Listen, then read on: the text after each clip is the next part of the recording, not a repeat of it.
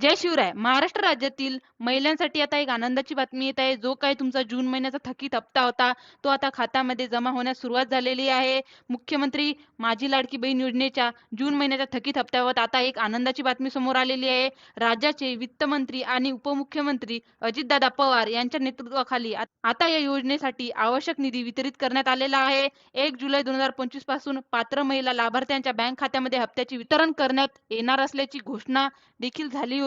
मात्र काही प्रशासकीय कारणामुळे प्रक्रियेला विलंब झाला होता. परंतु आता या सर्व अडचणींचं निराकरण करण्यात आलेलं आहे. लाभार्थ्यांना मोठा दिलासा मिळाला आहे. राज्यातील लाखो महिलांच्या या योजनेचा लाभ मिळत असून आता हा थकीत हप्त्याचे वितरण होण्यास सुरुवात झालेली आहे. याबद्दलची माहिती अदिती तटकरे यांनी आज दिलेली आहे. यांनी ट्विट करून सांगितले आहे की मुख्यमंत्री माझी लाडकी बहीण योजना जून महिन्याचा सन्मान निधी वितरणाची प्रक्रिया सुरू झालेली आहे. म्हणजे आता तुमच्या बँक खात्यामध्ये तुमचे पैसे मिळाले असतील. तुम्ही लगेच एकदा चेक करून घ्या. मुख्यमंत्री माझी लाडकी बहीण योजनेतील सर्व पात्र लाभार्थ्यांचा जून महिन्याचा सन्मान निधी वितरित करण्याची तांत्रिक प्रक्रिया आजपासून सुरू करण्यात आलेली आहे.